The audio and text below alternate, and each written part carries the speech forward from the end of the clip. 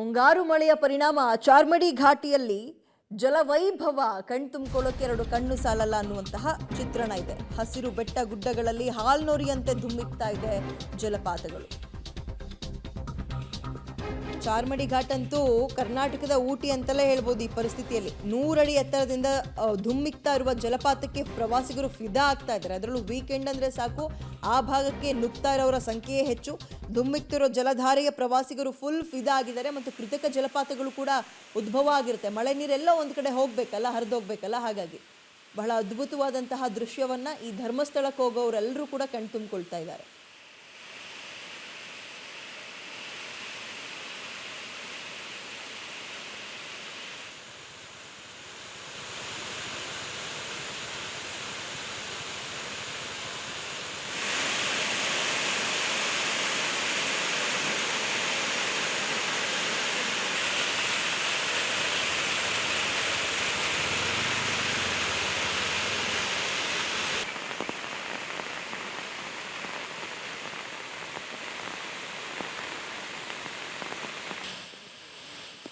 ಧುಮ್ಮಿಕ್ಕುವ ಜಲಪಾತದ ಶಬ್ದ ಕೂಡ ಒಂದು ಸಂಗೀತ. ಆ ಶಬ್ದಕ್ಕೆ ಎಂಥವರನ್ನು ಕೂಡ ಮಂತ್ರಮುಗ್ಧರನ್ನಾಗಿಸುವಂಥ ಶಕ್ತಿ ಇರುವಂಥದ್ದು. ಬೆಟ್ಟ ಗುಡ್ಡಗಳ ನಡುವೆ ಹರಿಯುವಂಥ ಒಂದು ಜರಿ ಆಗ್ಬೋದು, ಅಲ್ಲಿನ ಬೀಸುವಂಥ ಗಾಳಿ ಆಗ್ಬೋದು, ಇದು ಕೂಡ ಒಂದು ರೀತಿ ಪ್ರವಾಸಿಗರನ್ನು ಮಂತ್ರಮುಗ್ಧರನ್ನಾಗಿಸುವಂಥದ್ದು. ಮತ್ತು ಆ ಒಂದು ಪ್ರಕೃತಿಯ ಮಡಿಲಲ್ಲಿ ಮೈ ಮರಿಬೇಕು ಅಂತ ಅನಿಸುವಂಥದ್ದು. ಅಂತಹ ಒಂದು ಸೌಂದರ್ಯ ಚಿಕ್ಕಮಗಳೂರು ಜಿಲ್ಲೆ ಮೂಡಿಗೆರೆ ತಾಲೂಕಿನ ಚಾರ್ಮಾಡಿಯಲ್ಲಿ ಯಥೇಚ್ಛವಾಗಿದೆ ಅಂತ ಅಂದು ಕೂಡ ತಪ್ಪಿಲ್ಲ. ಯಾಕೆಂತಂದರೆ ನಾನು ಈಗಿರುವಂಥ ಜಾಗ ಕೂಡ ಅಂಥದ್ದೇ ನೋಡ್ಬೋದು. ಇದು ಚಿಕ್ಕಮಗಳೂರು ಜಿಲ್ಲೆ ಮೂಡಿಗೆರೆ ತಾಲೂಕಿನ ಅಂದರೆ ಚಿಕ್ಕಮಗಳೂರು ಜಿಲ್ಲೆಯಿಂದ ದಕ್ಷಿಣ ಕನ್ನಡ ಜಿಲ್ಲೆಗೆ ಸಂಪರ್ಕ ಕಲ್ಪಿಸುವಂಥ ಒಂದು ಮಾರ್ಗ ಚಾರ್ಮಾಡಿ ಘಾಟಿಯಲ್ಲಿ ಇರುವಂಥ ಒಂದು ಅತ್ಯದ್ಭುತವಾದಂಥ ಒಂದು ಸೌಂದರ್ಯದ ತಾಣ. ಏಕೆಂದರೆ ಇಲ್ಲಿ ಸುಮಾರು 100ಕ್ಕೂ ಅತಿ ಹೆಚ್ಚು 100 ಅಡಿಗೂ ಎತ್ತರದ ಪ್ರದೇಶದಿಂದ ನೀರು ಧುಮ್ಮಿಕ್ತಾ ಇರುವಂಥದ್ದು. ಈ ಒಂದು ಶಬ್ದ ಕೂಡ ಕೇಳುವಂಥವರಿಗೆ ಒಂದು ಮನೋಲ್ಲಾಸ, ಅಂದರೆ ಮನಸ್ಸಿಗೆ ಒಂದು ಖುಷಿ ನೀಡುವಂಥದ್ದು.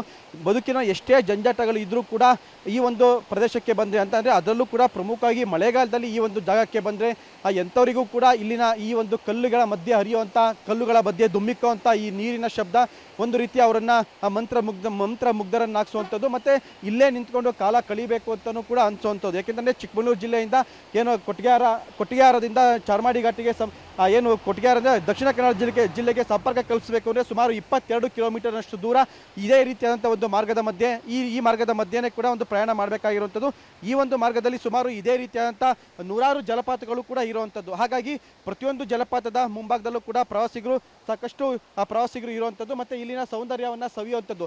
ಆದರೆ ಈಗಾಗಲೇ ಇತ್ತೀಚಿನ ವರ್ಷಗಳಲ್ಲಿ ಕೆಲ ವರ್ಷಗಳಿಂದ ಈ ಒಂದು ಬಂಡೆಗಳ ಮೇಲೆ ಪ್ರವಾಸಿಗರು ಮೇಲೆ ಹತ್ತಿ ಅಲ್ಲಿ ಫೋಟೋ ತಗೊಳ್ಳುವಂಥದ್ದು, ಸೆಲ್ಫಿ ಮಾಡ್ಕೊಳ್ಳುವಂಥ ಒಂದು ಗೋಜಿಗೆ ಕೂಡ ಹೋಗುವಂಥದ್ದು.